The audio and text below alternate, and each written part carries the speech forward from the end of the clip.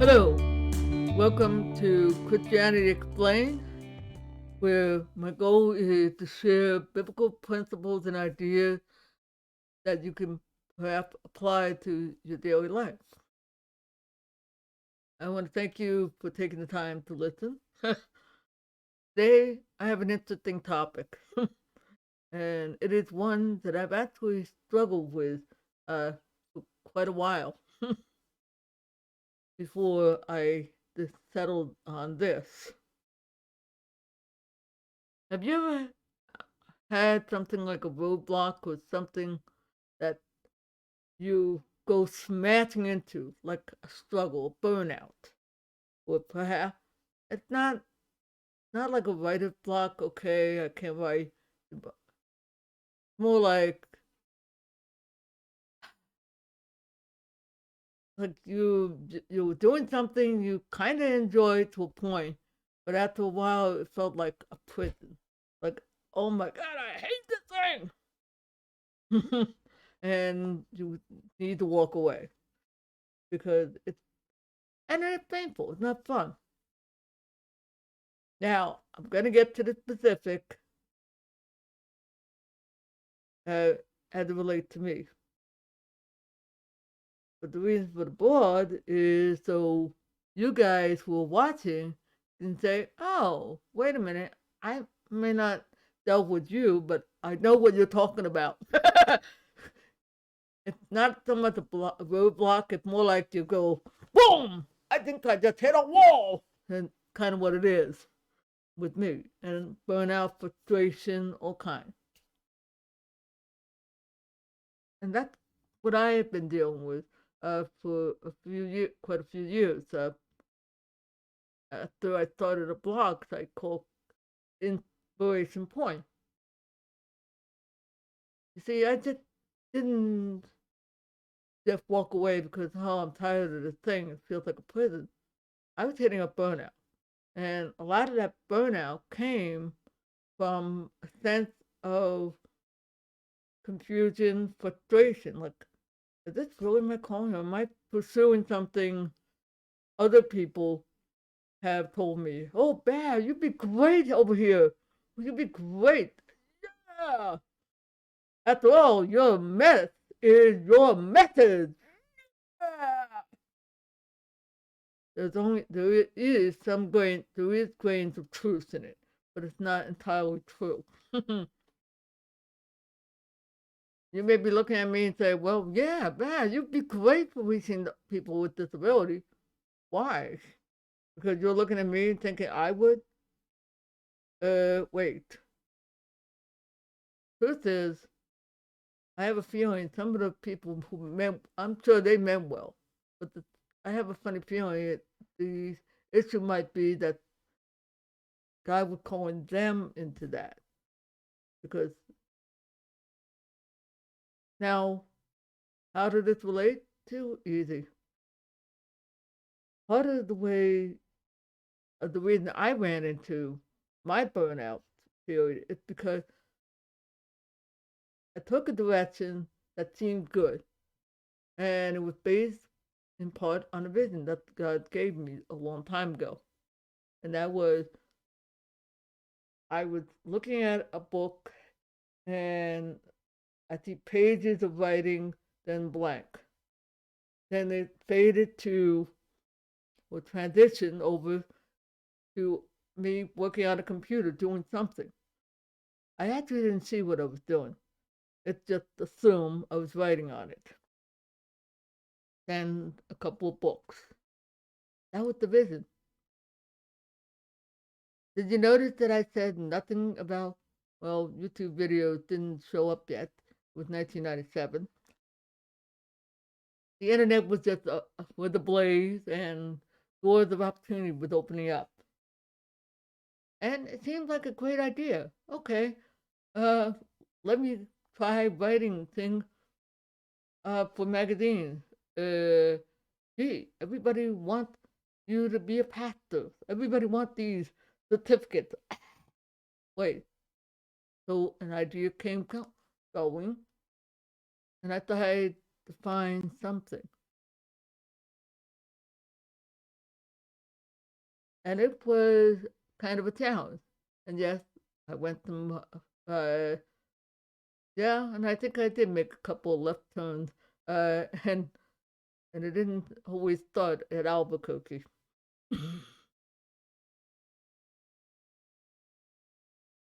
Now here's where some of the problems started. This isn't a blame. It really is a reflection of insecurity in myself. Okay, I was relying on others to tell me what it is that God was calling me to do. It sounds good, especially if you think if you're talking with people who've been at this a lot longer. But actually, it isn't. The best advice I got initially was, "Bad, why don't you spend time in the prayer room?" Okay, my brain and my mind were thinking it one way, but it was really the best advice. It wasn't that I needed to commit myself to praying for others. It was the idea of learning how to pray, how to seek the Father's face, to seek His face, and to learn to listen to what He's saying. That was the whole point. It was one of the skills I had to develop, and they were right on that respect. And that's one of the ways I had. That was one of the things I had to learn, and and it proved helpful in overcoming some of the aspects of burnout. That's one. Two, the insecurity led me vulnerable to well-meaning but not necessarily the right advice. Sure, it sounds great. Uh, people thought my mess, what they thought my mess was somehow my message. There's just one problem. This wasn't my message. My depression was my message. My overcoming fear of rejection is the message. Social anxiety, the message. All those things that are common to everybody else was the message, and how the Lord helped me to overcome that message. Something, and it just so happened this added to the flavor in such a way it helps people say, wow, this guy has a unique perspective, something you don't see every day. Oh, that was part of the message. And it's why I enjoy sharing things. That's actually a clue to what my passion is. And that's also important in helping you to overcome burnout. So, but what about the writing, you might say? Especially if you were listening to what I said at the beginning. It wasn't wrong, an interpretation. So I have a feeling what God was saying wasn't necessarily the same as what I said. He didn't say, Bab, write a blog or create a website, host your site. I actually never saw them to find out, but I was trusting uh, prophetic types and others to say, yeah, this is what you call. Actually, no, I have a feeling what the Lord was really saying is, this is what you're called to do. Not the blog, not the website, but what you were doing with the tool. And that was encouraging, empowering, and sometimes confronting. Wow. Mm. See, sometimes it's okay to take that wrong turn at Albuquerque. I'm going to have so much fun with that because you learn over the way. Hmm. Now, guys, I may be talking about the thing that God was doing with me, but keep in mind, it's also related to you. You could have a music career. You could be like saying, oh, I want to do something with the music I have. Okay? Same principles, the same. Look at the evidence. Look at the fruit of your endeavor in doing. Perhaps you have a hunger for cooking and love sharing how you're doing something like that. There's so many different ways. Just look at the evidence. Mm, yeah. And here's another thought was this: be open to the possibility that while you may have taken the left turn at Albuquerque, but there may be another route to go to where God's actually calling. Yes, I will eventually get my butt back in gear with the book writing. I have a feeling that was the correct one. He was just using the blogging as so I could learn some lessons that were important and to overcome, some errors. So how did YouTube get into this mix? How did this wonderful world of sitting in front of a webcam, where the heck did that come from? Very simple, really. It is. In the morning, I would wake up, and sometimes I feel like sharing. I want to communicate, and I like being animated, and that part of my personality. My passion for a topic grows, it's like, okay, I'm getting animated, I'm getting excited, and you see it. That's why you're seeing my hand go up like this. Because sometimes I do that. And it shows. But it's hard for me to convey that when I'm writing. I try to a certain extent, yes, it shows, but not the way I'm really wanting. Oh. But I felt trapped in the writing, in the blog writing, because I felt like, okay, well, I'm being told this. I'm being told well-meaning advice, but not necessarily. But yet God who called me into was opening the doors, but I needed to learn something, and YouTube wasn't there yet. Plus, I needed to get the finances and things like that. There was a lot of things I had to do. I have a feeling if I had tried doing this in 2010, it might have been a little bit more prone to disaster because I wasn't ready. Oh, yeah. But over time, the Lord led me to the real direction which He would call. It is not wrong to take that left turn. It's not wrong. What's wrong is this: refusing to take a risk, refusing to say, okay, let's try it. I have wonderful friends who have told me that God can't steer a parked car. You have to be moving. True. God's not gonna can't steer. It's not gonna try to steer a parked car, and you can't steer a parked car either. Okay. So any atheist, hello, I get that one too. But are you getting the idea? This is part of my natural. Because I like wisecracking. I like that's how I enjoy. Because it's part of my own real personality.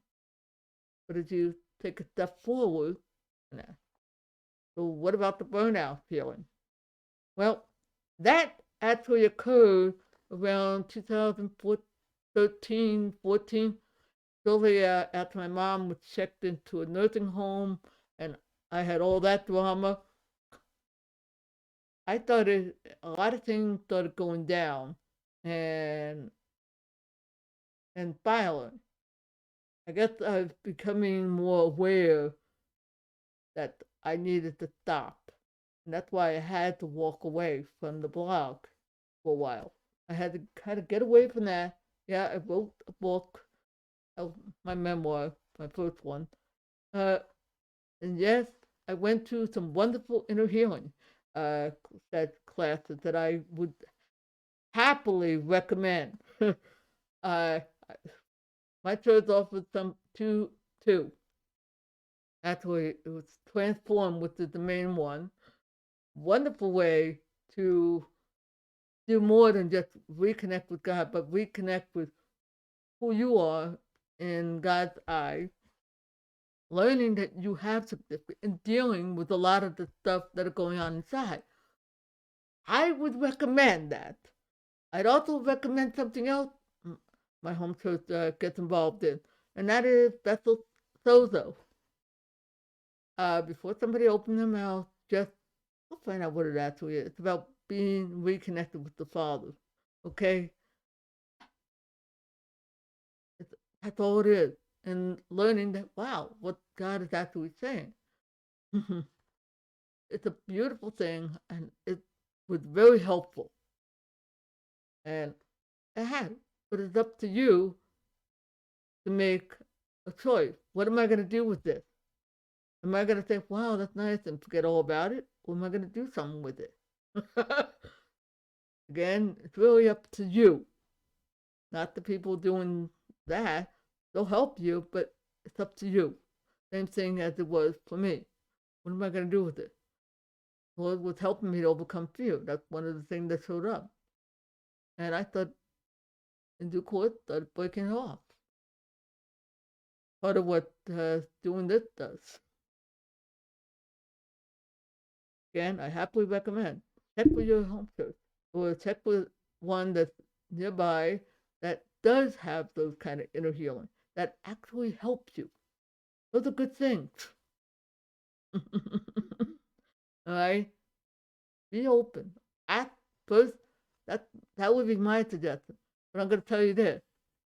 First, look upward. Yeah, pray at the Father. Jesus, what should I do?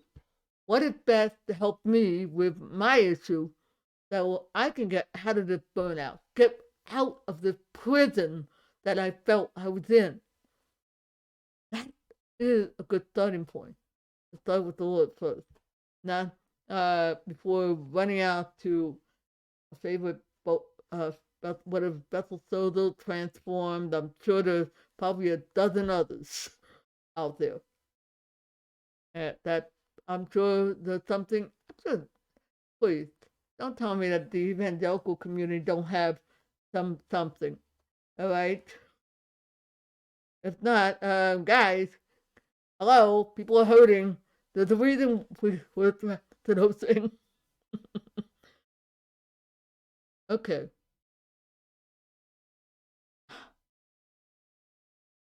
Now there's another issue that does come up, and I want to, and I saved it for last for a very specific reason. Perhaps you kind of went through that. You got some of those inner healing, perhaps starting to get in. You might be asking the question, was it wasted? No, it's not wasted. I would ask that the Father, the Holy Spirit, would show you what was done and what He can do with it. Trust Him to set things straight. Trust Him to guide you and to give you the revelation. Trust Jesus to show you what's what. All right? And I know that's scriptural because, one, He says, I will never leave you or forsake you. I am with you to the end of the age. Hello? It sounds like if he's going to be there, I would think he's going to help you along the way. The Spirit is guiding us and instructing us. Hello? Look at all the promises of God and those that we can count on. And there are a lot of great promises. Yes, there are some curses too, but there are also a lot of good promises. Yeah. And know that, yes, there are ways that are specific to His design. That's the world system. Okay? Please keep that part in mind. Check with what God is saying, not man. Yeah. Okay. I want to thank you for your time. I hope this message was of value and a blessing. And until next time, see you when I see ya.